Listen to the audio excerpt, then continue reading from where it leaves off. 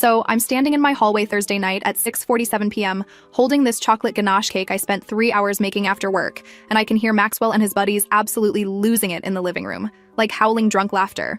I'd left my office early, picked up our daughter Nora from daycare, dropped her at my parents' house, grabbed all the party supplies from Target, and busted my ass to get home before he did to set up his surprise 30th birthday party. Except he beat me home. And I walk in to find 5 grown men sprawled across my sectional with beer cans everywhere, watching something on our TV that has them cackling like hyenas. Our wedding video. They're watching our wedding video from 3 years ago. I'm frozen in the doorway with this cake, and Anthony points at the screen going, "Look, here it comes." And Maxwell goes, "Oh man, watch this." And I see myself on screen in my wedding dress talking to my aunt by the dessert table. The camera pans and there's Maxwell near the bar with Lisa. My best friend since high school, Lisa. My maid of honor, Lisa. And even in the video, you can see him lean in and kiss her. Like actually kiss her. Not a peck. His hand is on her waist and everything. I never saw this happen at my own wedding because I was busy with 200 other guests, but there it is on video, clear as day. And Maxwell goes to his friends, "Remember when I kissed Lisa during the reception? She could not resist me that night." And his friend Simon is dying laughing, going, "Your wife never suspected a thing, she was too busy with guests." And Maxwell just shrugs and says, "She's so naive." I'm still standing there, cake in my hands, decorations in my car. My phone is in my back pocket and I pull it out so carefully and start recording, because what the actual hell is happening right now? Then Maxwell takes another sip of his beer and says, "Been secretly meeting her for 2 years now." His boys are high-fiving him. Anthony goes, "2 years, man, that's impressive." And Maxwell goes, "Honestly, I only stay because her dad pays our mortgage and she does everything around the house like a maid anyway, so why would I leave?" They all clinked their beers together. Clinked them. Like it was something to celebrate. I recorded a solid 2 minutes of this before my hands started shaking too much. They were ranking Lisa versus me, discussing how Lisa is more fun and doesn't nag about cleaning the garage or spending money, how I'm basically a live-in house manager who happens to share his bed sometimes. Maxwell said those exact words. Live-in house manager. I backed out of the hallway so quietly, put the cake on the kitchen counter, walked outside, sat in my car in my own driveway for like 20 minutes just breathing, because I needed to not go back in there and commit a felony. My dad has been paying our mortgage for 2 years since Maxwell's startup failed and he couldn't find work for 8 months. My dad who writes the check every single month because Maxwell promised he was getting back on his feet and just needed time. My dad who thinks Maxwell is a good husband because Maxwell plays the part so well at family dinners. I've been working full-time, doing everything at home, taking care of Nora who just turned 4, meal planning, all the invisible labor, and apparently also being the punchline of jokes with his disgusting friends while he sleep with my best friend. 2 years. 2 years he's been meeting up with Lisa. I did the math sitting in that car. That means it started when I was pregnant. When I had hyperemesis gravidarum and couldn't keep food down for months, and Maxwell would say he was going to the gym or meeting his buddy Francis for drinks.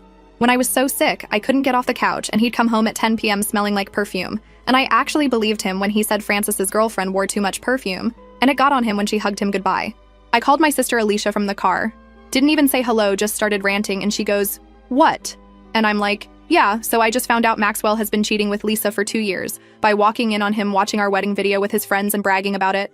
Alicia goes, "I'm coming over right now," and I'm like, "No," because he doesn't know I know yet, and I need to figure this out. She convinced me to send her the video recording first. Smart. I sent it to her phone and then texted it to myself from 3 different numbers just to be absolutely sure I had backups everywhere. Then I went back inside. They were still watching the wedding video. Now they were on the part where Maxwell and I are doing our first dance, and Simon goes, "Dude, you're literally dancing with your wife while thinking about her best friend," and Maxwell goes, "Makes it hotter, honestly." I walked right past the living room into our bedroom, closed the door, opened his side of the closet, started pulling clothes off hangers and shoving them into garbage bags. The big black hefty ones. Grabbed his shoes, his workout stuff, all his stupid graphic tees he thinks are vintage but just make him look like he shops at a middle school. I could still hear them laughing out there. Filled 4 garbage bags before I heard footsteps. And Maxwell opened the bedroom door, going, "Babe, when did you get home?" and saw me standing there with trash bags full of his stuff. He goes, "What are you doing?" And I just stared at him. He's holding a beer. There's a pizza stain on his shirt. This is the man I married. The man I've been supporting financially and emotionally while he screws around with my best friend and makes fun of me to his boys. I said I came home to surprise you for your birthday. Had your favorite cake and decorations in my car. Instead, I got to hear you tell your friends how you've been meeting Lisa behind my back for 2 years and only stay with me because my dad pays your bills. His face went white, like vampire white. He actually stumbled back a step and goes, "Babe, wait, I can explain that wasn't," and I'm like, "Do not call me babe ever again, I have the whole thing on video." That's when he switched tactics. Started saying it was just guy talk, locker room stuff. He was exaggerating to sound cool in front of his friends. I said, "So you weren't kissing Lisa at our wedding reception?" He goes, that was nothing, just a drunk mistake 3 years ago, that's it. So I pulled out my phone and played the video back. Him saying he's been meeting her for 2 years, him saying I'm naive, him saying my dad pays our mortgage like it's a punchline. He tried to grab my phone and I yanked it back so hard I almost dropped it. Told him if he touched me or my phone, I would call the cops right now and have him removed. He backed off but started going into this whole speech about how marriage is hard and he made mistakes, but we can work through this. What about Nora? What about our family? He loves me and we can fix this. I asked him point blank how many times he's been with Lisa in the past 2 years. He wouldn't answer, just kept saying it doesn't matter, and we should focus on moving forward. I asked where they meet up. He said that's not important. I asked if it was happening in our house when I was at work, and he goes, no, never here, I would never disrespect you like that. Like, that's where he draws the line on disrespect. His friends were still in the living room. I could hear them being suspiciously quiet now, which means they definitely heard us fighting. Maxwell kept trying to touch my arm, and I kept stepping away, and finally he goes, can we at least talk about this privately without everyone here? And I said, your friends can leave, but you're not staying in this house tonight. He actually laughed, said this is my house too, and I can't just kick him out. I reminded him, my dad pays the mortgage, which means my dad is on the lease, and I'm calling him right now to let him know his son-in-law has been committing fraud by accepting mortgage money under false pretenses while cheating on his daughter. That shut him up real fast. I walked past him back to the living room where Anthony and Simon and the other guys were suddenly very interested in their phones. Told them all to get out of my house. They scattered like roaches. Just grabbed their stuff and ran. Anthony tried to say something to Maxwell on his way out, and I snapped at him to save it. Once they were gone, Maxwell started up again with the whole, we need to talk about this rationally speech, and I cut him off. Said he has 2 options. Option 1 is he packs a bag and leaves tonight and we handle this through lawyers. Option 2 is I call my dad right now, call Lisa's fiancé Beau right now. Because yeah, she's engaged to someone else, and I post the video on Facebook tagging every single person we know. His eyes got so big when I mentioned Beau. He goes, you can't do that, and I'm like, watch me. I had my phone out already pulling up Facebook. That's when he switched to begging, full-on begging, saying he'll do anything, he'll cut off Lisa completely, he'll go to counseling, he'll prove he can change. He got down on his knees in our living room and grabbed my hands, and I ripped them away so hard. Told him I want him out of this house in 1 hour. Pack whatever he needs for the next few days because he's not coming back. He can stay with Anthony or Simon or literally anyone else, but not here. Not around me, and definitely not around Nora. He kept trying to negotiate, saying he has nowhere to go, asking if he can at least sleep on the couch, promising he won't bother me. I said an hour and walked back to the bedroom to keep packing his stuff. He followed me, stood in the doorway going, please just let me explain everything, and I whipped around and screamed at him that there is no explanation that makes this okay, that I don't care why he did it or how it started or what his excuse is, that he spent 2 years lying to my face, sleeping next to me at night, playing happy family with our daughter, eating meals I cooked, living in a house my father pays for, all while screwing around with my best friend who I trusted. He tried to say Lisa seduced him, that she came on to him and he was weak. I literally laughed in his face, told him he's a grown man who made choices and he can own those choices like an adult instead of blaming everyone else. Then my phone rang. Maxwell's mom, Juliana. I let it go to voicemail. She called again immediately. I answered and she goes, Maxwell just called me very upset saying you're kicking him out over a misunderstanding and you won't listen to reason. I said there's no misunderstanding, Juliana. Your son has been cheating on me for 2 years with my best friend, and I have video evidence of him bragging about it to his friends. She got quiet. Then she goes, all men have their moments, dear. Don't throw away your marriage over boy talk. I hung up on her. Just ended the call. She texted me 3 times after that and I blocked her number. Maxwell was still standing there and goes, see, even my mom thinks you're overreacting and I lost it. Told him his mother raised a man who thinks cheating is boy talk and lying is acceptable and using his wife's family for money while disrespecting her is totally fine. That his mother is the last person who gets an opinion on our marriage. I gave him the garbage bags I'd already packed and told him to get the rest himself. He took them to his car while I sat on the bed just breathing again because the adrenaline was making me shake. When he came back in for more stuff, I asked him if our entire marriage was a lie. If he ever actually loved me or if I was just convenient. He swore he loves me and this thing with Lisa just happened and spiraled out of control. I asked when was the last time he saw her. He wouldn't answer. I said if it was recent, he better tell me now, and he finally admitted they met up for lunch on Tuesday, 2 days ago. He saw Lisa for lunch while I was at work, and then came home and ate the dinner I made and played with Nora before bed and didn't say a word. I told him I want a divorce. He started crying. Actual tears running down his face saying, please don't do this. Think about Nora, we can fix this. I said Nora deserves a mother who respects herself enough not to stay with a cheating liar and a father who knows actions have consequences. He packed 3 more bags. I followed him around the house to make sure he wasn't taking anything that wasn't his. He tried to grab the iPad and I said, that's Nora's for her games and he can't have it. He argued and I said, take it up with your lawyer. Right before he left, he turned around in the doorway and said, you're making a huge mistake. You'll regret this. We're good together. And I'm like, we were never good together. I was just too busy managing everything to notice you were a lying cheat. He tried one more time to hug me. I stepped back. He finally left. I locked the door behind him. All the locks, the deadbolt and the chain. Then I went around and locked every window. Checked twice. Then I sat on the floor in my kitchen and just sat there staring at that stupid chocolate cake I made for his birthday. 3 hours of baking and decorating with those little fondant toppers he likes. I grabbed a fork and ate cake straight from the platter on my kitchen floor at 9:30 p.m. on a Thursday night. My phone has been blowing up.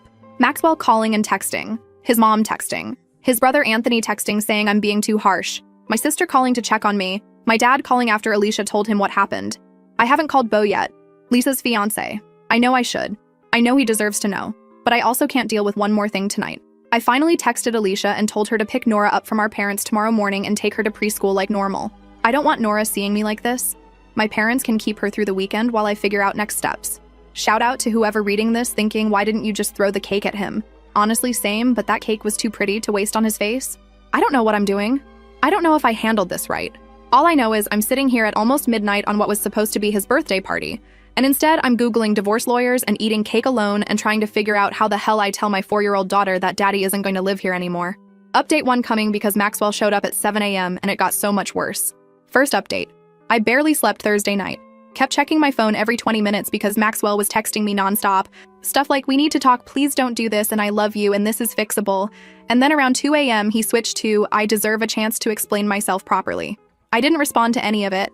Just lay there in bed staring at the ceiling in my house that my dad pays for, while this man who's been using me thinks he deserves anything. Around 6 a.m. I finally dozed off, and then at 7:15 a.m. I hear banging on my front door. Aggressive banging. I grabbed my phone and went to the living room, and there's Maxwell outside in the same clothes from yesterday, absolutely pounding on the door yelling, "Open up, we need to talk." My neighbor Lillian across the street was getting her newspaper and just staring. Another neighbor was walking his dog and stopped to watch. Maxwell sees me through the window and starts yelling louder about how I can't just shut him out and we're married and he has rights. I opened the door but kept the chain lock on and told him he needs to leave right now or I'm calling the police. He's like, I just want to talk like adults, and I'm like, adults don't cheat on their wives for 2 years and then show up screaming on their doorstep at 7 a.m. when the whole neighborhood can hear. He tried to shove his foot in the door gap. Shove his foot. I slammed it on his foot and he yelped and jumped back, and I'm yelling at him that he does not get to intimidate me, and if he doesn't leave in 60 seconds, I'm calling 911. Lillian across the street actually pulled out her phone at that point, like she was ready to call too, and Maxwell saw her and got back in his car, but rolled down the window yelling about how I'm being unreasonable and destroying our family. I went back inside shaking, not from fear, from rage. The audacity of this man to show up making a scene after everything he did. I called my dad, told him what happened. My dad, who is the calmest person alive, was fuming. He said he's coming over right now and we're changing the locks today, and Maxwell is not getting a key. Then he said he's also calling the mortgage company to make sure Maxwell's name gets taken off everything since he's been paying it. My dad showed up an hour later with my mom and Alicia. My mom brought breakfast sandwiches from this deli we love. And I actually started crying when I saw her because I'd been holding it together all morning, but seeing my mom just broke me. We sat in my kitchen and I showed them the full video. My mom watched the whole thing with her hand over her mouth, and when it ended she said that boy is not welcome in this family anymore. My dad was so mad his hands were shaking. He kept saying I trusted him, I helped him, I paid for his life while he disrespected my daughter. Alicia wanted to drive to wherever Maxwell was staying and slash his tires. My mom had to talk her down. Then my phone rang. Lisa. Lisa was calling me. Everyone went silent. I just stared at the screen and Alicia goes, "Do not answer that." And I'm like, "Oh, I'm answering," and I put it on speaker. Lisa goes, "Hey, I know this is awkward, but can we meet somewhere to talk?" And I said, "Talk about what exactly?" Lisa. She got all quiet and then goes, "Maxwell called me last night crying saying you kicked him out and I just want to explain my side." I laughed. Like actually laughed out loud. Told her there is no side that makes sleeping with your best friend's husband okay. She started with this whole speech about how it just happened and neither of them meant for it to go this far, and they tried to stop so many times, but there's real feelings involved. Real feelings. She said real feelings like that makes it better. I asked her how she could sit at my kitchen table every weekend for brunch and hold my daughter and ask me about my marriage while actively destroying it. She goes, "It's not that simple. And things between me and Beau haven't been great, and Maxwell understood me in a way Beau doesn't." My mom grabbed the phone from me at that point and went off. Told Lisa she's a disgrace and a terrible friend, and she better never contact me again or come near this family. Lisa tried to say something, and my mom hung up on her. We were all just sitting there stunned, and then Alicia goes, "So are we telling Beau?" And I'm like, "Yes, absolutely, he deserves to know." But here's the thing. I don't have Beau's number. Lisa and I were friends, but I only ever saw Beau at group things, and I don't follow him on social media because we're not close like that. Alicia found him on Instagram though, and his profile is public, so she sent him a DM from her account saying this is about Lisa and Maxwell. Please call me, it's urgent. He called her back in like 10 minutes. Alicia answered and explained who she was, and then passed the phone to me, and I had to tell this man I barely know that his fiancée has been cheating on him with my husband for 2 years.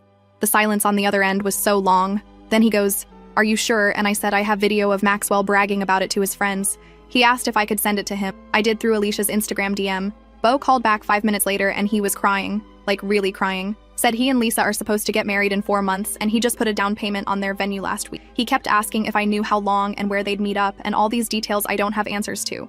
I told him I'm so sorry and I only just found out myself, and he goes, "This is not your fault. Thank you for telling me." Then he hung up. My mom made us all sit down and eat the breakfast sandwiches even though nobody was hungry. She's like, "You need food in your system because today is going to be a long day." And she was right. Around 11 a.m., the locksmith showed up and changed all the locks. While he was working, Maxwell's mom, Juliana, showed up. Just showed up at my house unannounced. My dad answered the door and told her she needs to leave, and she pushed past him into my entryway going, "I need to speak with my daughter-in-law." I came out of the kitchen and she's standing there with her purse clutched to her chest, looking all proper and concerned, and she goes, "Sweetheart, I know you're hurt, but you're not thinking clearly." She said Maxwell made a mistake, but he's a good man and a good father, and I need to forgive him for Nora's sake. I told her Maxwell spent 2 years lying to everyone, including his own daughter, while sleeping with my best friend and using my father's money. That's not a mistake. That's a choice he made over and over again. She goes, "Marriage is about forgiveness and working through hard times. Every couple has rough patches." I asked her if she'd stay with her husband if he cheated on her for 2 years, and she got all huffy saying that's different and not the point. My mom came out then and told Juliana she needs to leave my house immediately. They actually got into it right there in my entryway. Juliana saying my mom raised me to give up too easily on my marriage, and my mom saying she raised me to have self-respect and not tolerate being treated like garbage. The locksmith was just standing there with his drill looking uncomfortable as hell. My dad finally got between them and physically escorted Juliana to the door. She turned around and said, "You're going to regret this when Nora grows up without her father," and I lost it. Screamed at her that Maxwell can be a father to Nora without living here and lying to me, and that maybe if she'd raised him better, he'd know how to be a decent human being. She left. My dad locked the new lock behind her. I spent the rest of Friday morning calling divorce lawyers. Found one who can meet with me Monday morning. My dad's paying for it because I cannot afford a divorce lawyer on my salary right now, and Maxwell sure as hell isn't going to pay for his own divorce. Around 2 p.m., I had to go pick up Nora from my parents' house where Alicia had dropped her after preschool. I was dreading it because how do you tell your 4-year-old that everything is changing? But Nora was in a good mood playing with her toys, and she asked where Daddy was, and I just said Daddy is staying somewhere else for a little while. She asked why, and I said Mommy and Daddy need some space right now, but we both love her so much. She seemed okay with that and went back to playing. Kids are resilient, but also I know this is going to get harder. Brought her home and made her favorite pasta for dinner, and we watched Encanto for the millionth time. She fell asleep on the couch next to me, and I just sat there looking at her little face, thinking about how I'm doing this for her too. So she grows up seeing that her mom doesn't accept being treated badly. So she learns what she should and shouldn't tolerate in relationships. My phone would not stop. Maxwell texting asking to see Nora. His mom texting saying I'm being cruel. Anthony texting saying Maxwell is really struggling and maybe I should hear him out. I responded to exactly one text, and it was to Anthony. Told him his friend Maxwell bragged to him and everyone else about cheating on me so he can deal with the consequences, and if Anthony has a problem with that, he can go struggle right alongside him. Then Saturday morning, I wake up to 17 text messages from Maxwell. Walls of text about how sorry he is and how he'll do anything, and how I'm the love of his life and Lisa meant nothing compared to me. I finally responded. Told him he can communicate through my lawyer from now on, and any contact needs to be about Nora only. He immediately called me and I didn't answer. He called 6 more times. I blocked his number. He started calling from different numbers. Random numbers I didn't recognize. I'd answer thinking it was the lawyer's office or something important, and it would be Maxwell begging me to talk to him. I blocked 4 different numbers on Saturday alone. Then Saturday evening, Alicia texted me a screenshot. Lisa posted on Facebook. A long post about how she's going through a difficult time and asking for privacy, and saying that people make mistakes and real friends stand by you through everything. The comments, though? People were confused asking what happened, and a few mutual friends were commenting supportive things. Then Bo commented. Just one line. He said, "Lisa, you don't get to play victim when you're the one who destroyed our relationship and multiple families." It went off after that. People demanding to know what was going on. Someone commented asking if Lisa cheated, and Bo replied yes with her best friend's husband, while her best friend was pregnant and taking care of their new. I did not ask him to do that. I wasn't even on Facebook at that point because I'd logged out to avoid seeing anything. But Alicia sent me screenshots, and apparently everyone we know saw it, and people started commenting on Maxwell's Facebook too, asking if it was true. Maxwell deleted his Facebook entirely by Saturday night. Lisa made hers private. Shout out to the commenter on my original post who said the trash was taking itself out because accurate. My phone started ringing with numbers I didn't know, and when I finally answered one, it was my aunt asking if the Facebook stuff was true. I told her yes, and she said the whole family is horrified and completely supports me. Then my cousin called, then another aunt, then my dad's brother. Everyone calling to check on me and tell me they're team me, which is nice but also exhausting because I had to explain the situation 17 times. Sunday morning, Maxwell showed up at my house again, this time at 9 a.m., rang the doorbell over and over. I looked through the peephole and he's standing there holding flowers, like a bouquet of roses. I did not open the door. He started yelling through the door about how he knows I'm in there and we need to talk face to face. Nora was still asleep, thank God, so she didn't hear this. I texted him from my laptop using iMessage since I'd blocked his number on my phone and told him he needs to leave immediately or I'm calling the cops for harassment. He texted back saying, "Harassment, really, babe? I'm your husband, trying to save our marriage." I called my dad. He drove over and confronted Maxwell in the driveway. I watched from the window as my dad got in Maxwell's face and said, "If he shows up at this house one more time without permission, he'll file for a restraining order himself." Maxwell tried to argue, and my dad said he's not discussing it, and Maxwell better be grateful he's not getting his ass beat for what he did to his daughter. Maxwell left the flowers on my doorstep and drove away. I threw the flowers in the garbage can, didn't even bring them inside. Alicia came over Sunday afternoon and we meal prepped for the week while Nora played in the backyard. Alicia kept asking if I was doing okay, and honestly, I don't know. Like, on one hand, I'm so angry and hurt and betrayed. On the other hand, I have to function and take care of Nora and go to work tomorrow and act normal. She told me I should take some time off work, but I can't afford to. I need my job. I need my paycheck. I need stability for Nora. Sunday night, I finally sat down and made a list of everything I need to handle. Divorce lawyer Monday, figure out custody arrangement, talk to HR about updating my emergency contacts and beneficiaries, cancel the joint credit card, separate bank accounts. Tell Nora's preschool that Maxwell is not allowed to pick her up without my permission. The list is so long and overwhelming, and I just wanted to cry looking at it, but also I'm done crying over Maxwell. Then Sunday night, around 10 p.m. after I got Nora to bed, I got a text from a number I didn't know. It said, "This is Bo, can we talk?" And honestly, I don't even know what there is to talk about, but I said okay, and he asked if he could call me, and I said yes. Update 2 coming, because that phone call with Bo revealed something I definitely was not expecting, and now there's a whole new mess to deal with. Second update, so that phone call with Bo on Sunday night absolutely wrecked me, and I'm still trying to process everything. He called around 10:30 p.m. and started off apologizing for reaching out so late, but he couldn't stop thinking about everything and needed to talk to someone who understands what this feels like. I told him I get it and asked how he was holding up. He said he confronted Lisa on Friday night after I sent him the video. She denied it at first, said Maxwell was lying and exaggerating to impress his friends. But Bo kept pushing, and she finally broke down and admitted they'd been seeing each other, but insisted it wasn't serious, and only happened a few times. I asked him if he believed that, and he goes, no, because then he went through her phone. Lisa had apparently left it on their kitchen counter when she went to take a shower, and he just picked it up and went through everything. Her passcode is his birthday, so it wasn't even hard. He found months of messages between her and Maxwell on Instagram DMs. They have a whole thread going back almost 2 years like I suspected. But here's the thing that made me want to throw up. They weren't just meeting up for hookups. They were talking about being together for real. About leaving us and starting over together. Bo read me some of the messages and I had to put him on speaker because my hands were shaking. Maxwell telling Lisa he thinks about her constantly and wishes he could wake up next to her every morning. Lisa saying she feels more herself with Maxwell than she ever has with Bo. Them discussing how they'd handle custody of Nora and what their life would look like together. They were planning a future. While I was making Maxwell's breakfast and doing his laundry and raising our daughter, and he was texting another woman about leaving me. Bo said there were messages from when I was pregnant with Nora. Lisa telling Maxwell she was jealous watching him play Happy Family. Maxwell saying he wished it was Lisa he was having a baby with instead. My vision literally went blurry when Bo told me that. Then Bo said something that made everything so much worse. He asked me if I knew about the Instagram account Maxwell made under a fake name just to message Lisa without anyone seeing. I had no idea what he was talking about, and Bo sent me screenshots through Instagram DM. Maxwell made a whole fake account with a random guy's photos as the profile picture and a generic name like James Peterson or something. That's how they communicated most of the time, so if anyone saw their phones, it wouldn't look suspicious. Bo only found it because Lisa had it saved in her close friends list or something technical I don't fully understand. I spent an hour on the phone with Bo just going through everything. He told me Lisa had been lying to him for months about where she was going, saying she had work events or girls' nights when really she was meeting Maxwell. They'd go to this hotel about 30 minutes outside town. The same hotel every time. Room 347 apparently because they mentioned it in multiple messages like it was their special place. I wanted to scream. This wasn't just cheating. This was a whole secret relationship with plans and routines and their own little world that existed alongside our real lives. Bo asked me if I knew when it started exactly, and I said Maxwell told me 2 years, but I don't know beyond that. Bo pulled up the earliest Instagram DM he could find, and it was from March 2023, right after Nora turned 2. Right when Maxwell's job was failing and he was spiraling about money and I was working overtime to keep us afloat. I asked Bo what he's going to do and he said he already ended things with Lisa.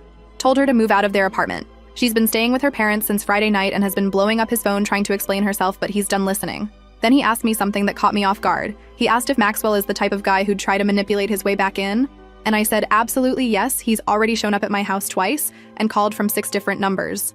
Bo goes, yeah, Lisa said Maxwell told her he's not giving up and he knows he can convince me to take him back because I always forgive him eventually. Excuse me. Maxwell told Lisa I always forgive him. Like this is a pattern. Like he's done stuff before and I've let it slide.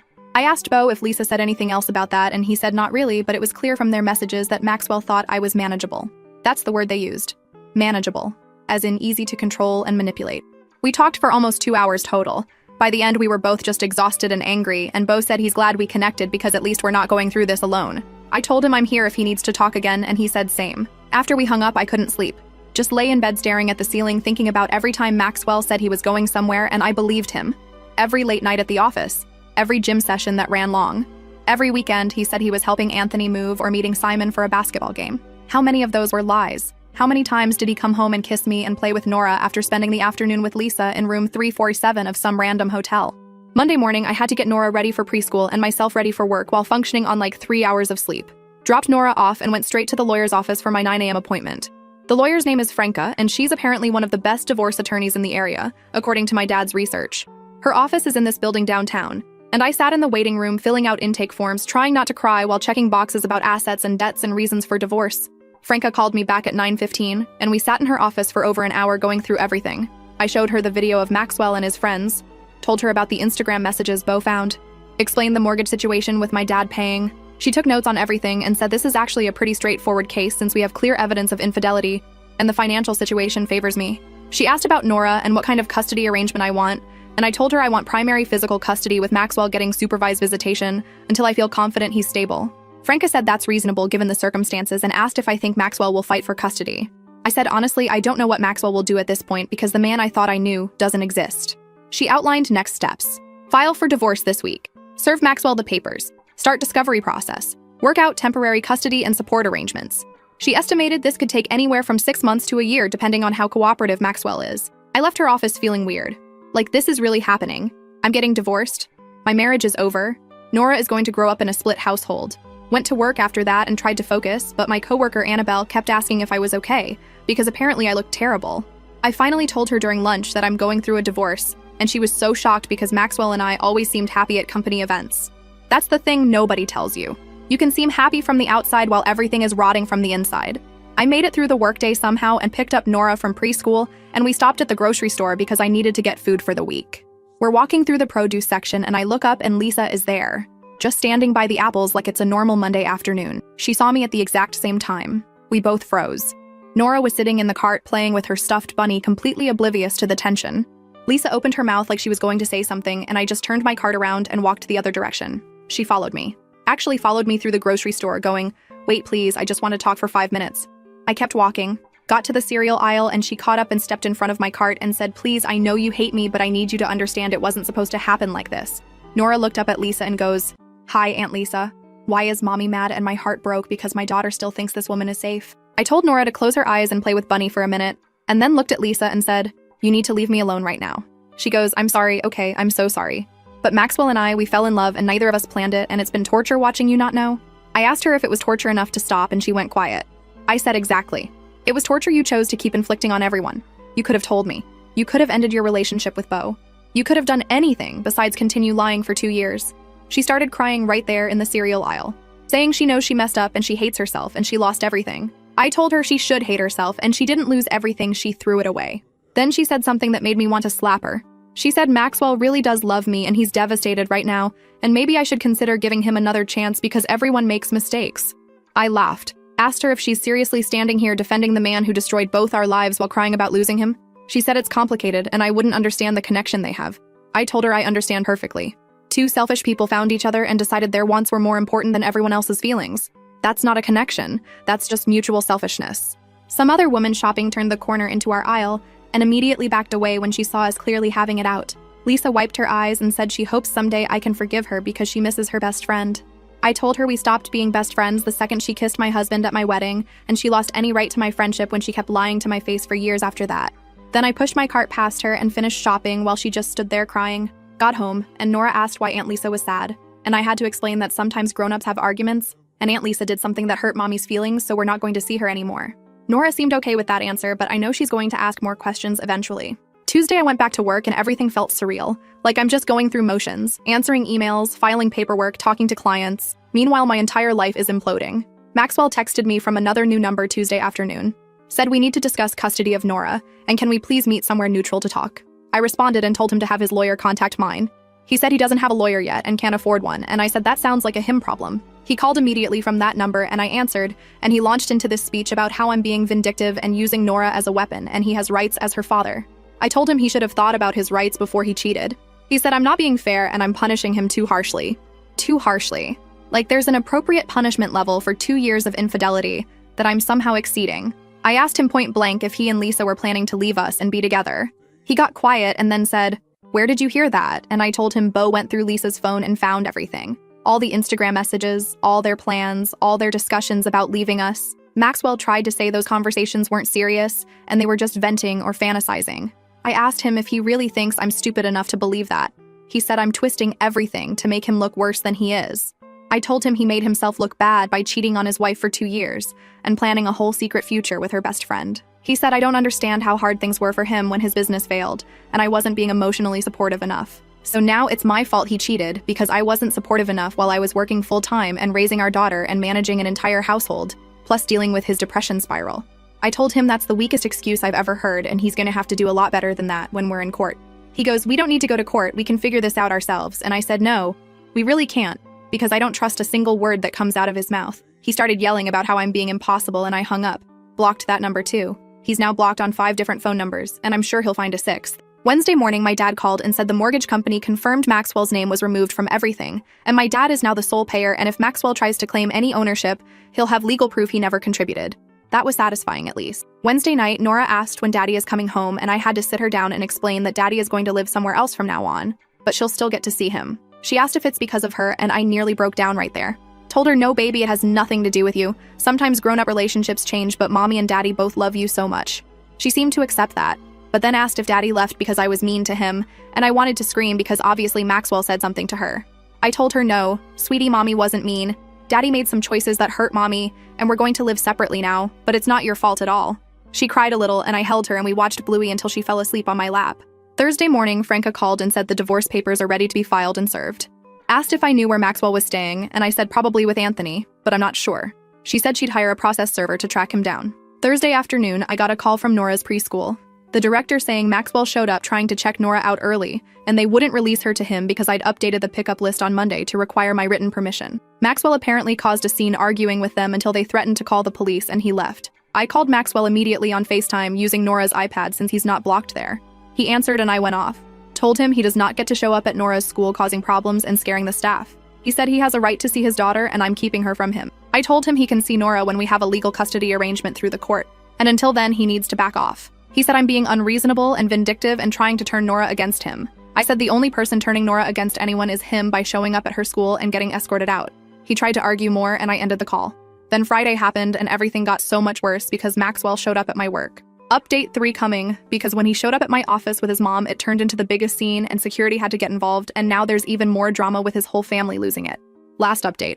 Okay, so Friday afternoon, I'm at my desk doing billing for a client case, and my coworker Annabelle comes speed walking over, looking panicked, going, "There's a man in the lobby demanding to see you, and he has an older woman with him, and they won't leave." I knew immediately it was Maxwell. Just knew it in my gut. I told Annabelle to call building security, and I'd handle it, and she goes, "Are you sure?" And I'm like, "Absolutely not, but I'm doing it anyway." Walked out to the lobby, and there's Maxwell standing there in khakis and a button-down, like he's here for a job interview, and Juliana next to him in a full pantsuit looking like she's about to present a legal case. Our receptionist looked so uncomfortable. Maxwell sees me and goes, "Thank God we need to talk right now," and I told him he needs to leave my workplace immediately. Juliana steps forward and says, "Now, dear, we're not leaving until you hear us out because this has gone on long enough and you're being unreasonable." I looked at the receptionist and told her to call security. Maxwell goes, "That's not necessary, we just want 5 minutes," and I said, "You don't get 5 minutes, you don't get anything. You're harassing me at my job." Juliana pulls out her phone and starts showing me something. It's a voice memo. She hits play and it's Maxwell crying, like full sobbing, saying he can't live without me and Nora and he's falling apart and his mom is worried he's going to hurt himself. I stared at her and asked if she seriously just played me a recording of her adult son crying to manipulate me into taking him back. She goes, "It's not manipulation, it's showing you how much pain he's in because of your actions." My actions. I laughed so hard the receptionist jumped. Told Juliana that Maxwell is in pain because of his own actions and choices and consequences, and if he's struggling, maybe he should talk to a therapist instead of showing up at his wife's workplace with his mommy. Maxwell tried to grab my hand and I yanked it back. He goes, "Please, just come outside and talk to me for 10 minutes, that's all I'm asking." I asked him what part of "I have nothing to say to you" does he not understand? He said we have a daughter together and we need to figure this out like adults. I told him we are figuring it out through lawyers and the court system like adults do when they can't trust each other. He goes, "You're really gonna throw away 3 years of marriage without even trying?" And I said, "You threw it away when you stuck your tongue down my best friend's throat at our wedding reception and then kept screwing her for 2 years. Said that loud. The receptionist's eyes got so wide. Annabelle was watching from the hallway with her phone out, probably ready to record if things escalated. Juliana goes, "There's no need for that kind of language," and I told her there's no need for her to be here at all since this is between me and Maxwell. She said as Maxwell's mother, she has every right to defend her son when he's being treated unfairly. Security showed up then. 2 guys in uniforms asking if there's a problem, and I said yes, these people need to leave the building, they're harassing me. Maxwell tried to argue with security saying he's my husband and he's allowed to talk to me, and security said, "Not on private property when she's asking you to leave." Juliana started going off about how this is ridiculous and she's never seen someone act so cold toward their own husband. Maxwell is trying to talk over her to security, explaining that we're going through a rough patch, but we're working it out. I told security, we are not working it out. I have a restraining order pending and these people are violating my space. That was a lie, I don't actually have a restraining order yet, but it got security to take it seriously. They told Maxwell and Juliana they have to leave now, or they'll call the police. Maxwell looked at me with these pathetic puppy dog eyes and said, "I love you, please don't do this." I said if he loved me, he wouldn't have cheated on me for 2 years and humiliated me in front of his friends and used my family's money while planning a future with someone else. Juliana goes, "He made a mistake," and I said a mistake is forgetting to buy milk. A mistake is not a 2-year affair with coordinated Instagram accounts and hotel rooms. Security literally had to escort them out. Maxwell was still trying to talk to me over his shoulder while being walked to the exit. Juliana was threatening to call someone I don't even know who. My boss came out of his office after they left and asked if I was okay and if I needed to take the rest of the day off. I told him I'm fine and I'm sorry for the disruption, and he said it's not my fault. And if those people show up again, I should call the police immediately, not wait for security. Sat back down at my desk shaking. Not from fear, from rage. The absolute audacity of Maxwell to show up at my workplace with his mother like they're staging an intervention. Like I'm the problem that needs to be fixed. Got through the rest of the workday somehow. Picked up Nora from my parents' house where she'd been staying after preschool and drove home. Checked my phone at a red light and had 23 text messages. Maxwell from 2 different new numbers. Juliana, Anthony, Maxwell's aunt who I've met like twice. All of them saying I embarrassed Maxwell today and I'm being cruel and I need to think about Nora and give Maxwell a real chance to explain. I responded to exactly one message, and it was to Anthony. Told him if he or anyone from Maxwell's family contacts me again, I'm filing harassment charges against all of them. Then I blocked everyone. Saturday morning, Franca called. The divorce papers were served Friday afternoon at Anthony's apartment where Maxwell has apparently been staying. Maxwell has 30 days to respond, and then we move forward with proceedings. She asked about the workplace incident, and I told her everything. She said that's actually helpful for our case, shows a pattern of harassment and disregard for boundaries. I asked Franca about custody, and she said based on everything Maxwell's behavior, the school incident, the workplace harassment, we have a strong case for primary physical custody with supervised visitation. She said we'd push for a parenting coordinator to oversee exchanges so I don't have to deal with Maxwell directly. That made me feel better. The thought of having to see Maxwell every week for custody swaps was making me sick. Saturday afternoon, my dad came over with my mom and Alicia, and we all sat in my backyard while Nora played on her swing set. My dad said he talked to his lawyer about the mortgage situation, and if Maxwell tries to claim any interest in the house, we have documentation proving he never paid a single dollar toward it. My mom asked how I'm really doing, and I told her honestly, I'm angry and hurt, but also relieved. Like I didn't realize how much stress I was carrying trying to manage Maxwell's moods and keep him happy while doing everything else. Now that he's gone, the house feels lighter even with all the chaos. Alicia said she's proud of me for not backing down, that a lot of women would have caved by now with all the pressure and showing up and family involvement. I told her I'm not caving because the second I do, Maxwell will know he can manipulate me forever, and I'm done being manageable. Sunday, Nora asked when she's going to see Daddy again, and I told her soon we're working out a schedule. She asked if Daddy did something bad, and I said Daddy made some choices that hurt Mommy, and we can't live together anymore. But Daddy still loves her very much. She accepted that and went back to playing with her dolls. Monday morning, Franca called with an update.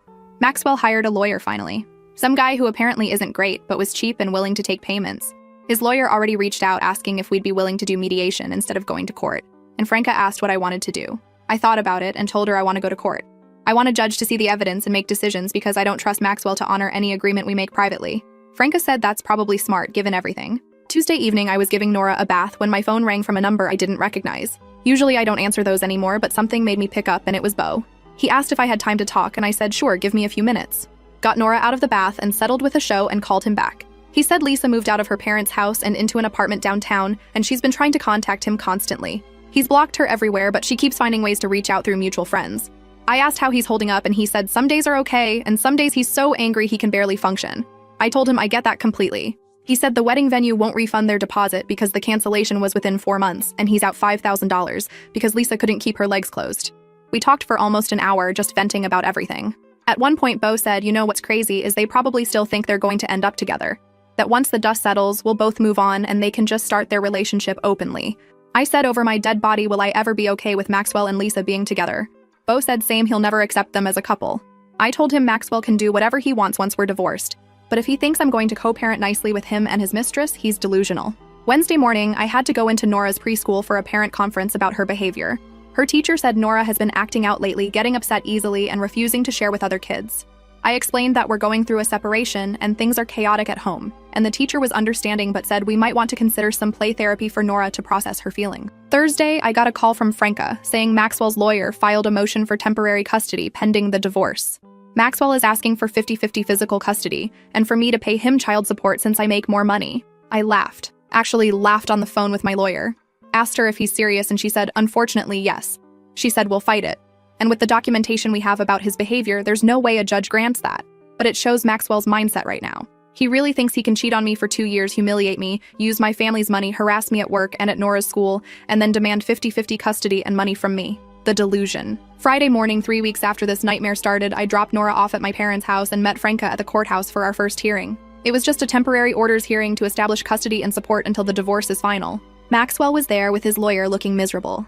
We had to sit on opposite sides of the courtroom and he kept trying to make eye contact with me, and I just stared straight ahead. His mom was in the back row glaring at me the entire time. The judge reviewed both our motions and asked Maxwell's lawyer why his client thinks he deserves 50-50 custody when he has an unstable living situation, no fixed income, and a documented history of showing up at the child's school without permission. Maxwell's lawyer tried to argue that Maxwell is a devoted father who's being kept from his daughter by a vindictive spouse. Franca stood up and calmly presented the video evidence. The judge watched it right there in court with the sound on, and I watched Maxwell's face turn red as his own voice echoed through the courtroom talking about how he only stays for the mortgage and free housekeeping. The judge was not happy, asked Maxwell's lawyer if his client would like to explain himself, and Maxwell stood up and tried to say it was taken out of context, and he was drunk and exaggerating. The judge said drunk or not, those are serious statements that call into question his judgment and character. Then Franca presented evidence of Maxwell showing up at my workplace with his mother after being asked repeatedly to stop contact. The school incident. The multiple phone numbers after being blocked. The judge looked more annoyed with every piece of evidence. The judge ruled that I get primary physical custody immediately. Maxwell gets supervised visitation every other Saturday for 4 hours at a family visitation center with a court-appointed supervisor present. He has to complete a co-parenting class before that supervision can be lifted. He has to pay me child support based on his earning potential, not his current unemployment. And he's ordered to stay away from my home and workplace or face contempt charges. Maxwell looked like he'd been slapped. His lawyer tried to argue, and the judge shut him down, saying these are temporary orders, and if Maxwell can demonstrate stability and appropriate behavior, we'll revisit in 3 months. We left the courthouse, and Maxwell tried to approach me in the parking lot. I pulled out my phone and started recording and said loudly, "You are violating the judge's order from 5 minutes ago by approaching me right now." He backed off immediately. Called my dad from the car and told him, and he started crying. Happy tears. Said he's so proud of me, and he's sorry Maxwell turned out to be such a disappointment, but he's glad I'm protecting myself and Nora. Picked up Nora that afternoon, and we went to the park, just the two of us. Watched her play on the swings and thought about how different our lives are going to be now. It's going to be hard, single parenting while working full-time, dealing with Maxwell's supervised visits, eventually co-parenting if he gets his act together. But we're going to be okay.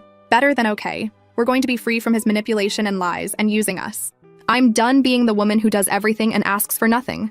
Done being manageable. Done accepting crumbs and calling it love. To everyone who commented saying I deserve better, thank you. You were right. To everyone who said Maxwell will try to manipulate his way back in, you were also right, but at least I was ready for it. To the person who said the trash took itself out, literally the most accurate thing ever said. I'm 32 years old with a 4-year-old daughter and a divorce in progress, and you know what? I've never felt more powerful in my entire life. Because I chose me. I chose self-respect.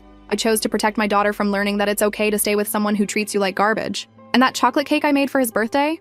I ate the whole thing over the course of that first weekend, and it was delicious.